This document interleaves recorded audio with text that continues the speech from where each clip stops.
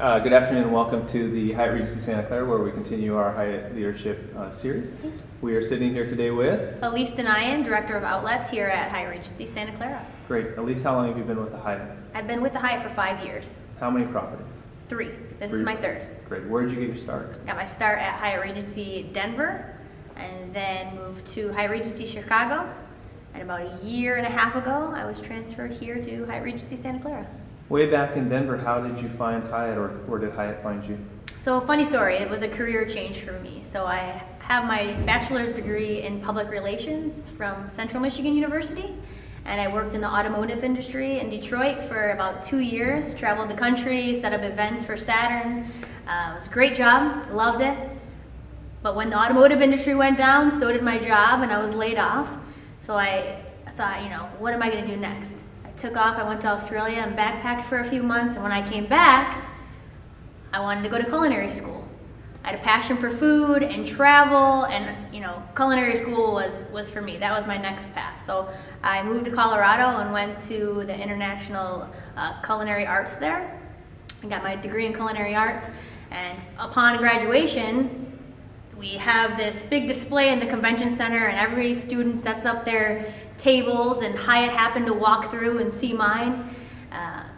And when I was sitting on stage getting my degree, I already had an email from Hyatt setting up an interview for a cook position. So, I interviewed that week, and I was hired on a few days later. So I was hired in as a cook 2 at Hyatt Regency Denver, and I was that position for probably 6 months. And I wanted something else. I wanted something more, and there were just no positions open. There was nowhere for me to go at that property. So I went to my chef and I went to HR, and I was just begging them for something else or something new, and they introduced me to the CMT program. So I applied, and thankfully I was accepted as a CMT at Hyatt Regency Chicago. So I transferred to Chicago, did my year CMT program, and then upon completion of that, I was promoted to sous chef at Hyatt Regency Chicago. I was a sous chef for 8 months, and I loved it. I learned so much, but I knew during that time that front of the house is where I wanted to be and where I wanted to take my career. So I had that discussion with my chef in Chicago and my HR team there, and they were super supportive, and they said, "You're great at what you do in culinary, but we can definitely see you front of the house." So there was a position open here as assistant food and beverage manager. I applied, and thankfully, Fran and Santa Clara took a chance on me, this sous chef from Chicago, and gave me the opportunity to come front of the house here. And I was assistant food and beverage manager for about a year, and our outlets director moved on, was promoted out. The opportunity opened, and I jumped on it, and Jason gave me another chance and took a chance on me, and here I am as director of outlets. So that's kind of been my journey with Hyatt. Your energy and enthusiasm, you can't hold it back. No, and I love it. I can feel the passion coming from you, Elise. Could you have ever imagined after that backpacking trip, that you would be in this chair right now in this position? No, absolutely not. I didn't know where I would be. I didn't know where I was going, but I knew I was hungry for something, and I knew that I had drive to succeed in whatever I was doing. So I didn't know where I was going to go or what path I was going to take, but I knew I needed something, and I needed to go somewhere. And I've never felt more comfortable in a place or in a role or a career path than I am right now. So I'm so thankful for just every opportunity and chance I was given, because it's the reason I'm here today. What do you try to accomplish every day? When you go home, what do you want to feel like when you get home? I want to feel like I made a difference here. I want to feel like I made a difference in my associates' lives. I want to feel like I made a difference in my guests' lives. I want to feel like I made you proud, Jason. So that's what I go home, and I think back on my day, and I think to myself, did I do that? Did I make my boss proud? Did I make my associates happy? Were they excited to be at work today? And were the guests happy? Those 3 things, if if I feel good about that at the end of the day, I accomplished a lot. Your path to this position was a big, crazy, winding road, Yeah. and I'm sure that you wouldn't give it up for anything. But if there's somebody out in the audience and is listening to this and they wanted to sit in that chair and be a director of outlets, do you have any advice on how to get there? I'd say that there's no one path to get here. All you have to have is a drive to succeed and a passion for what you're doing, and mentors and great leaders to kind of guide you along your path. But there's no set points to get there. You have to take it upon yourself to create these opportunities.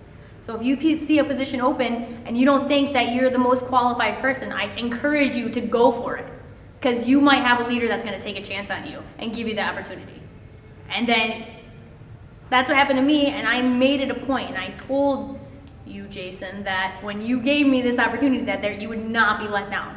And I made that my goal, that there was no chance of me failing. What is an attribute that is absolutely necessary? I mean, there could be anybody that would make it to that point and sit in that chair, but they would all have to share one attribute. What would that attribute be? Passion. Passion, motivation, drive. I can't pick one. All of them are very important. At this point that you've reached this, you've succeeded and you've been promoted and enjoying the fruits of this passion and the fruits of your labor. And now you're at this point where you are in a position where you need to give that motivation and energy to your staff. How do you do that? You think back to where you came from and you put yourself in their shoes and give them opportunities and give them chances to show them and fulfill their dreams and figure out individually what they want out of life and what they want out of their careers. And you maneuver the way that you kind of guide them and tailor it to each one of their needs, because they're all different, So that's how I've managed. That's how I've led my team, is knowing that one person's goals are going to be completely different from the other person's, but you still have to lead and give them everything that they need and they want out of their job, out of their place. What do you think the future holds for you? What do you want it to look like? Where are you headed? I want to continue to love coming to work and doing what I do. My ultimate goal is to be GM. I want to make it to the top. I want to keep going. And I don't see myself becoming unhappy with what I'm doing. It's only gotten better from 5 years ago when I started. Every day I come to work and I love what I do, so the possibilities are endless and where I could go. I don't know, and it's exciting. I know that I want to keep going. So I would say that you're very, very successful because you're an expert in your field, right? You know the culinary side, you know the kitchen, you know the outlet side and the restaurant. What if you woke up one day, Elise, and all of a sudden they said, hey, we need you to be a director of housekeeping, and you're not going to the outlets this morning, but at 7 a.m. you're going to go and you're going to open up a meeting with the housekeeping ladies. What's your priority that day? my priority is to gather all of the housekeepers and all of the housekeeping staff and say, listen, I don't know what I'm doing. I've never been in this position before, and I need you to tell me what to do and what you need from me. And I wouldn't go in there and try to change things because they know how to run the department better than I'm going to know how to run the department. So I would get their feedback and learn from them. I love it. Thank you very much. Andrew, do you have anything for Elise? Elise, is there anything else you wanted to add? Oh, thank you for the opportunity. That was great. Really enjoyed it. Thank Thank you. you. Again, that energy and passion, you can't keep it in, and we love it. Thank you so much. Thank you.